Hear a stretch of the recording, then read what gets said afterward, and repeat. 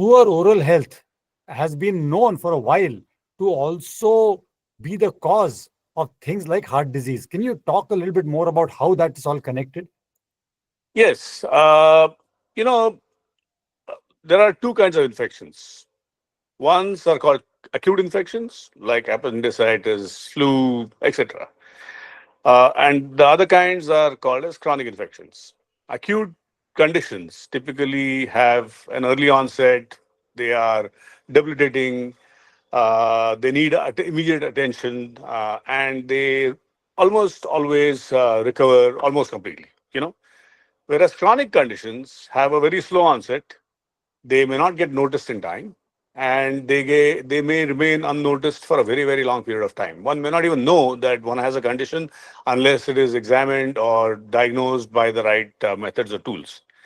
Now, the, the, the, the problem is that these chronic conditions don't just keep to themselves, but have effects on general health, because chronic conditions, the body is trying to defend. And in doing so, it is producing certain elements, it is doing things to be able to keep those infections under control. And so we would call that as a low grade immune response to these chronic infections.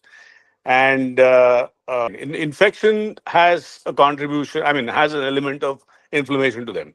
And you know what chronic inflammations do? Inflammations, even being excessively obese, is a reason for having inflammation in the body.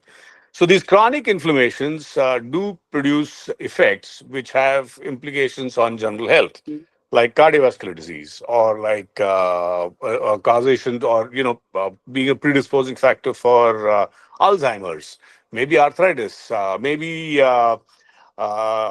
immune dysfunction, autoimmune disorders, etc., etc., etc. Because there are mediators which are released by the chronic infections, which are mediators in these conditions. Yeah. So, and the mouth, from the mouth, chronic conditions like gum disease, periodontal disease, what is commonly known as pyorrhea, and cavities causing infections of the nerves and the areas around the root tips, which are called as periapical infections, dental infections. Having third molars which are infected, these can be a very common source of infection. You know, by some count, 40 to 50% of people have some kind of a gum disease, and probably a similar number of patients may have some cavities.